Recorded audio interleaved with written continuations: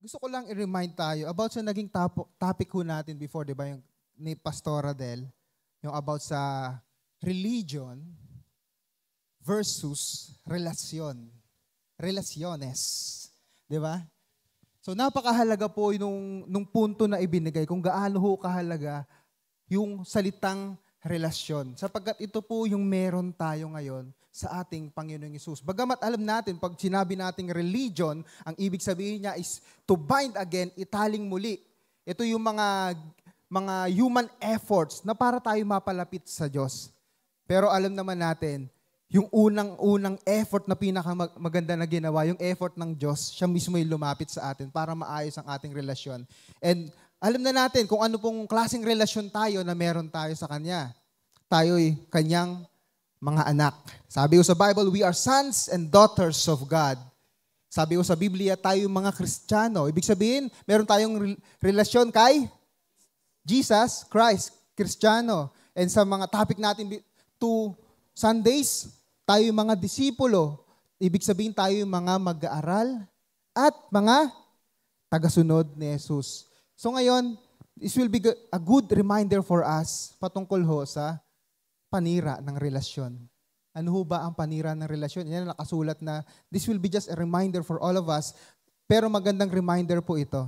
Tayo po ay tumayong lahat to dedicate this hour to the Lord. Panginoong Diyos, we pray to guide us through the Holy Spirit na nasa amin ngayon, Panginoon, na magbigay sa amin ng pangunawa, magbigay sa amin ng bukas na isip at puso upang tanggapin ang aral at hamon nito at maisagawa, Panginoong Diyos, ang inihingi ng mensaheng ito, Panginoon.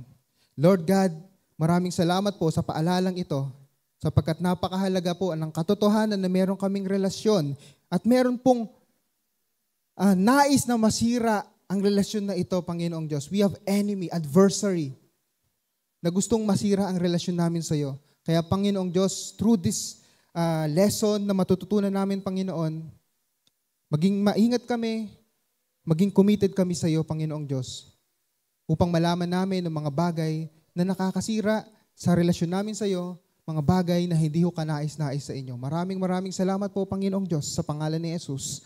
Amen. And para magsimula tayo, gusto ko pong i-share sa inyo itong mga picture na ito.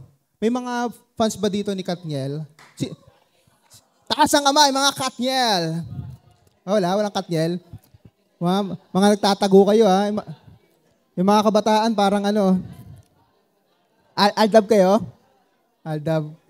So, meron sa Katniel? After 11 years. Hindi ko kasi alam. Hindi natin alam, hindi naman tayo mahilig mag-chismis, pero naging trending lang siya nung nakaraan. Last year yata yan. So, naghiwalay sila. Hindi natin alam kung ano yung dahilan. So, definitely, malamang merong nagawang kasalanan. Eto, next. Sino yan? Richard Gutierrez and Sara Labati. Mamaya na yan. Yan. Salamat. So, siguro yung Katniel mapagbibigyan pa natin. Kasi hindi naman kasal ba sila? Hindi, no? Ito, kasal to eh. Pero naghiwalay. Ilang taon sila? Wala pang 10 taon nata. Pero ito, matagal to. Next. Sino to? Kilala nyo ba to? Yan. Arnold Schwarzenegger. The Terminator. Ano po ba yung mga pelikula niya? Basta alam ko lang Terminator. Basta, siya po ay kasal 35 years sa kanyang asawa ni si Maria ang pangalan. But after 35 years, naghiwalay ho sila. Dahil po sa kasalanan na nagawa noong 2011, nahuli, may nagawang kasalanan si Arnold, and na-divorce sila noong 2021. So 35 years, sayang One common denominator, bakit ho nangyayari ang mga hiwalayan? Marami hong dahilan. Pinakamababaw, nagsasawa na daw sila. Pero according to study, kaya nagsasawa kasi meron na sila nakikitang iba. Yun lang yun. Ibig sabihin, sin pa rin. Common denominator, ang panira ng relasyon ay kasalanan. Kasi yung mga pera, minsan may nag-aaway mga mag-asawa sa pera, minsan maaayos yan eh. Kikitain mo yung pera, mapagbibigyan mo. Pero bakit itong mga to mayayaman, mapepera, milyonaryo, bakit naghihiwalay? So pera, hindi talaga yun yung pinakadahilan. kundi merong nagawang mali. And sometimes, they cannot forgive, hindi maayos ang relasyon. At ito po yung magsisilbing paalala sa atin. In the same manner, merong bagay na nagpapahiwalay sa atin sa Diyos. And this is our sin. Sa katunayan, basahin po natin sa Isaiah chapter 59, verses 1 and 2, sapagkat dito po iikot ang ating mensahe. Verse 1, 1, 2, 3, go. Tignan ninyo si Yahweh ay may kakayahang upang iligtas ka. Siya'y hindi bingi upang hindi marinig ang iyong hinaing. Ang masama ninyong gawa ang dahilan ng pagkawalay ninyo sa Diyos. Nagkasala kayo kaya hindi ninyo siya makita at hindi ninyo marinig. So malinaw ho na binanggit dito ang salitang kasalanan. At meron siyang epekto. Masama ho ang epekto ng kasalanan. Consequences of sin. Alam na natin, kahit po sa society natin, pag gumawa ka ng kasalanan, lumabag ka sa batas ng pantao, may mga consequences. Depende yan. Diba? Yung nahuli ka nagnakaw, may consequence yan. Recently na lang, nakakalungkot yung sa Pampanga, yung naging trending, yung dalawang mag-asawang negosyante. Praise the Lord, na nahuli yung mga pumatay, mga mastermind, at bubunuin nila yung mga ginawa nilang kasalanan. At ganun din naman po sa Biblia, merong consequence. Gusto ko pong i-share sa inyo itong bagay na ito. Yan. Itong, ano nakikita nyo dyan? Yung kontador, di ba? Yung electric meter. At yan po yung nasa loob. Naalala ko po before, ito, hindi pa naman po ako malalim na Kristiyano, ito, no? Sa Cardona. Share ko po. Pero mali po ito. So, naputulan ho kami ng kuryente. So, alam nyo na yung ginawa ko. Kikwento ko pa ba? Sabi nila, binaligtad daw. Pero actually, hindi ko alam pero baliktad talaga yung kabit ko. Pero ang ano po rito, hindi po talaga tayo pinuputulan ng kuryente. Meron siyang sinisiksik na plastic. Hindi ko alam. Ano ba tawag doon, Tay Boy? Kasi first time ko magbukas, wala akong alam kasi kailangan namin ng kuryente. Pero mali po yun, Nagsisi na po ako. Matagal na po yun. Sa Cardona pa. Huwag yung pong gagayahin. At dito naman, hindi naman kami mapuputulan. Tama po, Andiyan ba si Ate Ada? Huwag yung po kami pabayaan dito, Bayaran po natin electric bill natin. Yan. So pagbukas ko, meron lang palang plastic na ikinakabit para hindi dumaloy yung kuryente. So tatanggalin lang pala yon. Kaso nga lang, ang masama, pagbalik ko, baliktad yung ikot. Di ko alam kung nakakamura ba kami sa ano.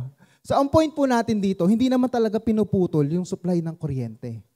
Merong hadlang. At ito po yung makikita natin, yung electricity, hindi naman talaga nawawala. Ando dun pa siya. Kaso hindi dumadaloy pa loob ng bahay kasi merong hadlang. Plastic yung nilalagay. In the same manner, makikita natin dito sa verse 1, sinabi, ang Diyos may kakayahan siyang iligtas ka. Actually, sabi sa English ang literal na, kung literal natin yung salin, ang kamay ng Diyos ay hindi maiksi para hindi ka iligtas. Ang Diyos ay hindi bingi para hindi madinig yung panalangin mo. Ando doon pa rin, hindi nagbabago ang Diyos. Pero bakit hindi dinirinig yung ating panalangin? Bakit hindi tayo sinasamahan ng Panginoong Diyos? Ando doon pa rin ang kapangyarihan ng Diyos, ando doon pa rin ang presensya ng Diyos. Ngunit ang kasalanan natin ang siyang nagiging hadlang. Yun yung larawan ng paghihiwalay, resulta ng kasalanan natin. Kaya nga, ano ba ang resulta ng kasalanan sa atin? Ano ba yung nagiging epekto ng kasalanan? Ano ba yung nagiging consequences of sin? Malinaw naman na ipinahayag dyan sa verse na iyan. Letter A, basahin natin. A, 1, 2, 3, go. Yes, sabi ko sa verse 2, ang masasama ninyong gawa ang dahilan ng pagkawalay ninyo sa Diyos. Makikita ho natin all throughout the Bible, ang kasalanan po, isang topic na hindi ho nawawala from Genesis to Revelation. Ang kasalanan ang dahilan kung bakit ho si Jesus ay kailangan magkatawang tao. 'Di ba? Ang pinaramdam ng Diyos sa atin ng kanyang pag-ibig, ang kasalanan, isang bagay na hindi ho natin pwedeng kalimutan yung aral. At ano po yung naging epekto niya? Makikita ho natin sa all throughout the story. Doon pa lang sa umpisa sa Genesis, si Eva at Adan, ano ho nangyari sa kanila? Nung sila'y nagkasala, sila ay pinalayas ng Diyos sa Garden of Eden. Tapos naglagay pa ang Diyos ng anghel, nagbantay para hindi sila makakain ng prutas na nagbibigay ng buhay na walang hanggan. Halimbawa pa po, nung pagkatapos lusubin ng mga Israelita ang Jericho. Di ba yung Jericho wall? Tinalo nila yun eh. Naging mala ang Diyos. Isang maliit na bayan na lang yung lulusubin nila, yung tinatawag na Ai or AI. Di ba? Pero, bakit po sila natalo? Hindi sila sinamahan ng Diyos. At alam na natin, kung yung kasalanan ng isa, lahat damay. Si Akan. Halimbawa pa po, yung mga Israelita, bakit po sila napalayas sa bayan nila, sa bansa nila? Dahil sa kasalanan. Kaya sila natalo ng mga Babylonia, napunta sila sa Babylon, di ba? Sila Daniel, sila Ezekiel, napatapon. Pati mga kababayan nila, pinayagan ng Diyos because of sin. Si Saul, maalala natin, dun sa 1 Samuel, ang sabi, nilayuan, God left Saul. Lumayo ang Diyos kay Saul because of sin. All throughout the Bible, ang kasalanan, makikita natin ang masamang epekto. At ang epekto nito ay kamatayan. At pag sinabi natin kamatayan, ang ibig sabihin ay separation. At isa sa mga separation is separation from the presence of God. Napakatindi pala ng kasalanan, ng nagagawa ng kasalanan. At ang pinakamatinding epekto po ng kasalanan sa tao ay ang walang hanggang pagkawalay sa Diyos. Sapagkat alam na natin yung mga physical death, separation ng kaluluwa sa katawan, spiritual death, paghihiwalay ng living soul sa presence ng Diyos. Diba? At ang eternal death naman ay walang hanggang pagkawalay na sa Diyos. At ito po yung nakakalungkot. Kung tayo ay mamamatay tayo, physically, nahiwalay tayo sa Diyos. Sabi o sa 2 Thessalonians chapter 1 verse 9, hiwalay sa Diyos. Yan po ang epekto ng kasalanan. And sometimes when we preach about it, they get offended. Nagagalit sila. Bakit kayo nagagalit? This is just a warning for all of us. Gayunman, even tayong mga Kristiyano, this is also a warning for all of us. Sapagkat malinaw na sinabi o sa Biblia, sabi o sa 1 Thessalonians chapter 5 verse 22, abstain from every form of evil. Lumayo sa lahat ng anyo ng kasamaan. Lumayo sa lahat ng anyo ng kasalanan. Ano ba yung iba't ibang anyo? Pananalita, pagkilos sa isip, di ba? Mag-isip ka lang ng masama sa kapwa mo. Galit ka na, di ba? Anong katumbas? Sabi ni Lord Jesus Christ, para ka na rin pumatay. Yung mag-isip ka na lang mahalay sa babae.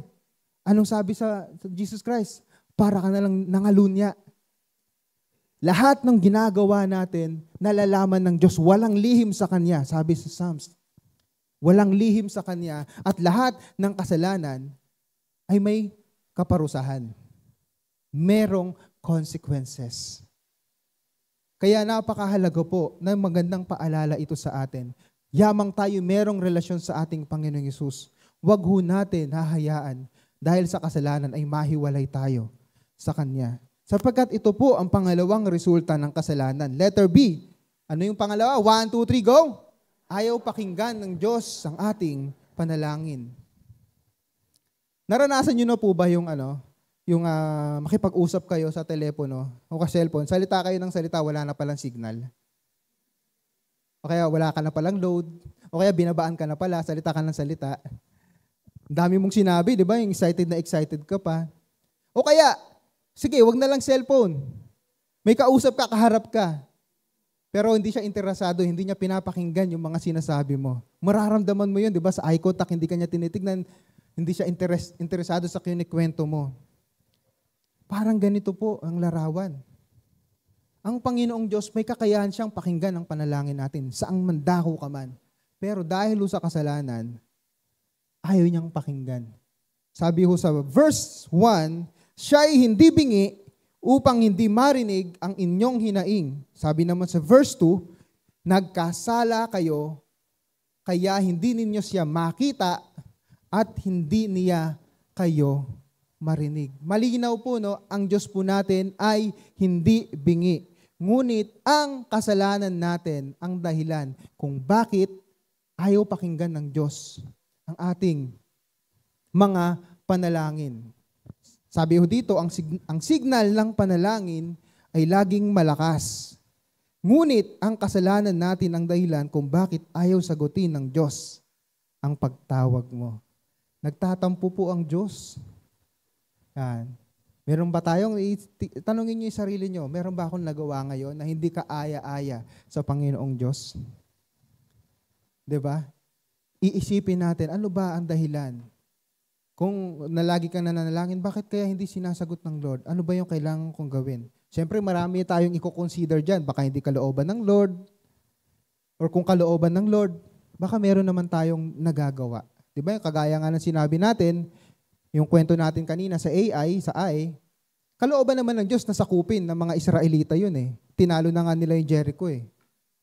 Pero bakit hindi pumayag ang Diyos? Kasi nagkasala sila. Diba? Yung, kung maaalala natin, isa pang epekto ng kasalanan, yung nagpadala si Moses ng 12 spies. Yung nag-report lang ng maganda si Joshua at si Caleb. Tapos yung 10, na-discourage yung mga Israelita sa mga masamang report. Hindi natin matatalo mga yan. Kasi malalaki sila, malalakas sila. Pinanghinaan yung mga kababayan nila. At dahil doon nagalit ho ang Panginoong Diyos. 'Di ba? Tapos sabi ko, sige, lulusob na lang kami. Sabi nila, nung 10, tsaka yung iba pa, kasi nagalit ang Diyos eh. Pero sabi ni God, sige, lumusob kayo, hindi ko kayo sasamahan. Nagigets po natin, kalooban naman ng Diyos yun eh. Nasakupin nila yung bayan na yun, yung Kanaan, na ngayon po yung modern day Israel. Pero bakit hindi sila sinamahan ng Diyos? Because of sin. Minsan ho, may mga pagkakataon sa buhay natin na kahit ho kalooban ng Diyos ay hindi niya ibinibigay hanggat meron po tayong kasalanan na hindi isinusuko sa Diyos. Kasi magiging hadlang siya. Itinuturo sa atin ng Panginoong Diyos yung humility and surrendering before Him. Ang ganda nung sinabi kanina ng praise leader, di ba? Hindi na lamang yung pinakamahalagang pag-surrender, yung sarili natin. When we surrender ourselves to God, we can surrender everything and even our pet sins. Sapagkat kahit gaano man ka-cute or pet, kung tama mang salita yung cute, pet sin, yung pet lumalaki. Di ba merong mga nag-aalaga ng pet, makikita niyo sa internet, mga tiger mga lion. Pet lang yan, nagsimula, pero lumalaki. At darating ang panahon, pwede kang kainin yan. So, kaya mag-iingat ho tayo, kahit maliit, tatandaan ho natin, yung barko, kaya hong palubugin ng isang maliit na butas lang. Ganon din po ang kasalanan. Maliit na kasalanan, pwedeng lumaki siya.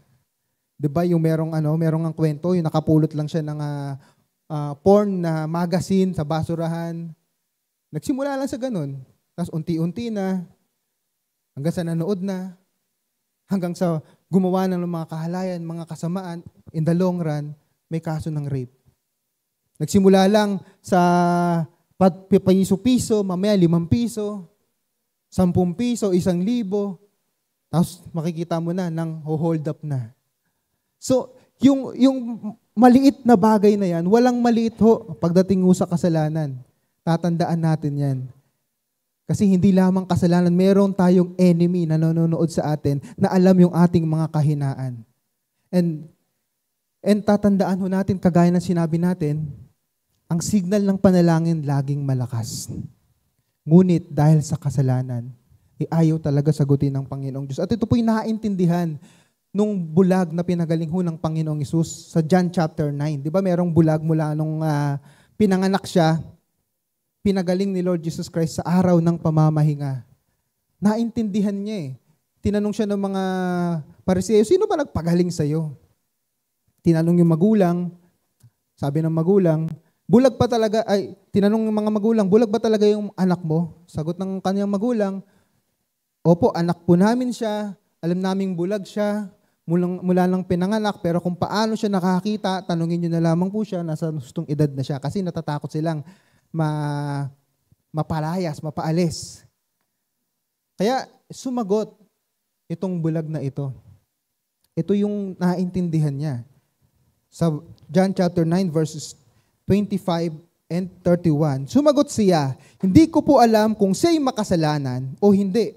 Ang tinutukoy po si Lord Jesus Christ. Kasi tinuturing nila si Lord Jesus Christ ng mga Pariseo na siya'y makasalanan. Na siya'y, sa katunayan, di ba? Ang sabi pa nga, ikay mula kay Beelzebub, kay Satan. Ganun nung katindi yung paghatol na ginawa kay Lord Jesus Christ. Isang bagay po ang alam ko. Ako'y dating bulag, subalit ngayon nakakakita na at ito po'y naintindihan niya sa verse 31. Alam nating hindi pinapakinggan ng Diyos ang mga makasalanan. Ngunit pinapakinggan niya ang mga sumasamba sa Kanya at sumusunod sa Kanyang kalooban. And this will remind us of 1 John chapter 5, verse 14 and 15. We have confidence. Meron tayong tiwala na papakinggan, sasagutin ng Panginoong Diyos yung ating mga panalangin if we know na ginagawa natin ang Kanyang kalooban. 1 John chapter 5, verses 14 and 15. Yaho, napakahalaga na tayo, magbantay tayo. Watch and pray. Para hindi ho tayo matalo ng temptation, di ba? Sa Matthew chapter 26. At dahil po sa kasalanan na yan, ang mga tao kanya-kanyang solusyon. Di ba? Yung pagmahal na araw, di ba? Mahal na solusyon. Penitensya. Kahapon pinag-uusapan namin sa Katha kasi magkakaroon ho tayo ng mga, babalik natin yung mga exhibit natin. Praise the Lord po doon. Di ba? Yung Lenten Jaff, Jesus Art Festival, yung about sa details ng pagkakapako kay Lord Jesus. Kasi maraming gumagaya. Hindi naman dapat natin gayahin. Ito yung tinatawag natin human effort para mawala, mabura yung mga kasalanan. All are useless. Hindi na ho natin kailangan gawin yon. Ginawa ni Lord Jesus Christ yung bagay na iyon. So may mga human effort na ginagawa. Pero dapat maintindihan natin kung ano ba yung ginawa ng Diyos. Ano ba yung solusyon na ibinigay ng Diyos. Kasi ang solusyon hindi manggagaling sa atin. Tutugon lamang tayo sa solusyon. Susundin lamang natin kung ano yung solusyon na binigay ng Diyos. Ang solusyon ng Diyos sa kasalanan ng tao, ano yon? Para mas maintindihan natin, sa context pa rin tayo ng Isaiah chapter 59, I want to share yung verse 20.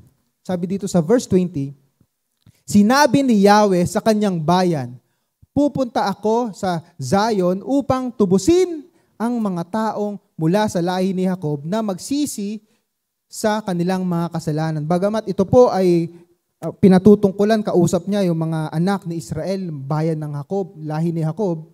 Ito yung prinsipyo nito, yung katotohanan nito applicable sa atin. So ano po yung unang-unang gumawa? Sino po yung unang lumapit? Ang Diyos. Sabi, pupunta ako.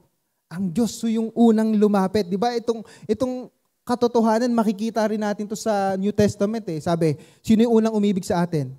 First. Di ba? God loved us first. Minahal muna tayo ng Diyos bago natin siya minahal. Ang Diyos ang lumalapit sa atin. At paano ho ito natupad? Ano yung solusyon na ginawa ng Diyos sa kasalanan ng tao? Letter A.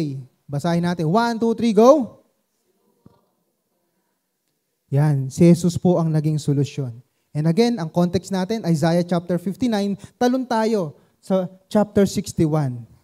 Sabi o sa chapter 61, verses 1 and 2, ang Espiritu ng Panginoong Yahweh ay sumasa akin, sapagkat ako'y hinirang. Sinugo niya ako upang dalhin ang magandang balita sa mga inaapi, upang pagalingin ang mga sugatang puso, upang ipahayag sa mga bihag at sa mga bilanggo na sila'y lalaya. Sinugo niya ako upang ipahayag na darating na ang panahon ng pagliligtas ni Yahweh. kung naiintindihan natin yung context ng Isaiah, is all about the sin of His people. At sa last part, ito na ibinigay ng mga palatandaan ng pagpapatawad, pag-ibig ng Panginoong Diyos. At ang tanong, nasan si Lord Jesus Christ dito? Talon tayo ngayon sa New Testament. Sa Luke chapter 4, verses 16 to 21. Pumunta si Jesus sa Nazareth, ang bayan kung saan siya lumaki, gaya ng kanyang nakaugalian. Pumasok siya sa sinagoga ng araw ng pamamahinga, tumayo siya upang bumasa ng kasulatan. Ito po yung picture ng worship service sa kanila, di ba? Sa sinagoga. So, ang sinagoga po para siyang mga chapel. Kasi di ba meron silang temple, pero yung mga sinagoga, mga pinatayo yan, na para diyan sila mag-aral, sumamba sa Panginoong Diyos. Ay, malinaw na sinabi dito, naging kaugalian po ng Panginoong Hesus. At sabi dito sa verse 17, at ibinigay sa kanya ang aklat ni Propeta Isaias. Binuksan niya ito sa dakong kinasusulatan ng ganito. So, hindi lang siya tsamba. Ibinigay sa kanya, pero yun yung inabot, ano? So, nakikita natin dito yung providence of God. Kontrolado ng Diyos ang lahat ng bagay. At sumakto, yung Isaiah yung naibigay. And just imagine, alam nyo na siguro kung ano yung nabuksan niya. Yung Isaiah chapter 66. Tatandaan ho natin, ang Biblia po nung unang panahon, hindi ho ganito. Nakarolyo yan. Gaano kaya kahaba yun? Just imagine that, ano? Nakarolyo. Wala hong chapter 1, walang chapter 2, walang chapter 6 sa Isaiah. Sa original. Nakamahaba yan. Kung na-imagine nyo ba, yung nirorolyo, di ba? Mga ilang rolyo kaya yon. At dito nga, binasa niya yung sinabi ni Isaiah. Sa verse 18, ang Espiritu ng Panginoon ay sumasa akin, sapagkat hinirang niya ako upang ipangaral sa mga mahihirap ang magandang balita. Isinugo niya ako upang ipahayag sa mga bihag na sila'y lalaya at sa mga bulag na sila'y makakakita. Isinugo ako upang palayain ng mga inaapi. 19, at upang ipahayag ang panahon ng pagliligtas ng Panginoon. Verse 20, inirolyo niya ang kasulatan, isinauli sa tagapag-ingat at siya'y naupo. Nakatitig sa kanya ang lahat ng nasa sinagoga. Inirolyo niya ulit. Tumahimik ang lahat. Hindi ko alam kung ilang seconds siya nirolyo ito. Pero kung titignan natin, di ba, sa buhay ni Lord Jesus Christ, pag siya'y nagsalita, meron siyang kapangyarihan. Ibig sabihin, lahat ng atensyon nasa kanya. At malaking announcement ang kanyang ipinahayag. Sabi ko sa verse 21, basahin natin. 1, 2, 3, go. At sinabi niya sa kanila, ang kasulatang ito na inyong narinig ay natupad ngayon. Yung propesiya nung Isaiah chapter 61, ano yung sinabi ni Lord Jesus Christ? Natupad ngayon. Malinaw na sinasabi o sa Biblia, si Lord Jesus Christ ang solusyon para humabura ang ating mga kasalanan. Si Lord Jesus Christ ang solusyon upang mapanatili tayong banal sa harap ng Panginoong Diyos. Sapagkat ang kabanalan ay hindi sa pamamagitan ng ating mabubuting gawa, kundi sa pamamagitan ng sakripisyo ng ating Panginoong Hesus. Resulta na lamang yung mabuting gawa ng ating pananampalataya sa Kanya. Kaya nga, ano po ang aplikasyon natin? Ano po yung kailangan nating gawin? Ano yung dapat nating maging tugon? Ito na po, number 1. 1, 2, 3, go. Mamuhay na tayo ng may kabanalan. Kasi ano po yung one common denominator natin dito sa ating lahat? Lahat tayo sumampalataya na sa ating Panginoong Hesus. Pero gaya ng sinabi natin sa discipleship last Sunday, nung ikaw ay sumampalataya sa ating Panginoong Hesus, one-time event lang yon. Yun yung unang step. Pero ang pagiging Kristiyano, lifestyle, buhay yan. Ang pagiging Kristiyano, hindi dapat mawala sa atin. Tayo ay disipulo ni Kristo. Dapat nabubuhay na tayo ay mag-aaral at tagasunod ni Jesus. Dapat mabuhay tayo ng may kabanalan. Hindi tayo magiging perpekto, pero sabi sa Bible, we must live a sanctified life. Again, hindi ho natin magagawa yan sa pamamagitan ng sarili nating lakas. sa pamamagitan ng pangalan ng ating Panginoong Hesus at sa pamamagitan ng banal na Espiritu. 1 Corinthians chapter 6:11. We were washed, we were sanctified, we were justified in the name of the Lord Jesus Christ and in the power of the Holy Spirit. Tayo ay pinapaging banal. Di ba yun yung nasa kanta natin? Na sabi sa, paging dapatin mo. Ano bang kanta yun? Yung banal mong tahanan. Di ba? Maging karapat dapat ako. Ang Diyos, ang dahilan kung bakit tayo nagiging karapat dapat. Because of the Lord Jesus Christ. Diretso na tayo sa 1 John chapter 1 verse 8. Sabi dito sa 1 John chapter 1 verse 8, kung sinasabi nating tayo'y walang kasalanan, dinadaya natin ang ating sarili at wala sa atin ang katotohanan. Totoo po, napakahirap po mabuhay ng perpekto. But we can live a holy life. But we can live a sanctified life sa tulong ko ng Panginoong Hesus. Ano yung kailangan natin gawin? 'Di ba? Yung nalampasan natin yung letter A. Kailangan ho natin magsisi at laging magpalinis ho kay Jesus. Kailangan nating magsisi at laging magpalinis. Pag tayo nakagawa ng kasalanan, lapit agad, magpakumbaba agad, humingi tayo ng tulong sa Panginoong Diyos. Lord, baguhin mo po ako. Kung ako'y naaalipin ng kasalanan na ito, baguhin niyo po ako. Every one of us, naniniwala ako, bawat isa sa atin, may kanya-kanya tayong struggles. Pero meron ho tayong katuwang, meron ho tayong kasama. Ang banal na Espiritu na nananahan sa atin. Siya ang maglilinis sa atin. Yung sa pangalan ng Panginoong Hesus, kaya tayong baguhin. Ituloy natin doon sa verse 9. Subalit, kung ipinapahayag natin ang ating mga kasalanan, patatawarin tayo ng Diyos sa mga ito at lilinisin tayo sa lahat ng ating kasalanan sapagkat siya'y tapat at matuwid. Ito po ang pangako ng Panginoong Diyos. Pag lumapit tayo sa Panginoong Diyos, if we confess our sins, pag sinabi natin confess, hindi lamang ipapahayag, kundi humbly confess our sins at sisikapin natin na mabuhay para sa Panginoong Diyos, He will forgive us. This is a promise. And sa karugtong po na talata, sa verse 2 ng chapter 2, actually kung babasahin pa natin yung chapter 1, sabi sa chapter 1, isinulat ko ito sa inyo upang hindi kayo magkasala. Yun naman talaga, dapat sisikapin natin hindi magkasala. Pero ang sabi, ngunit kung magkasala kayo, meron tayong tagapagtanggol. We have an advocate, Jesus Christ the righteous. At ito sa verse 2 sabi, si Kristo ang handog sa ikapagpapatawad ng mga kasalanan. Hindi lamang ang ating mga kasalanan, kundi maging ang kasalanan ng lahat ng tao.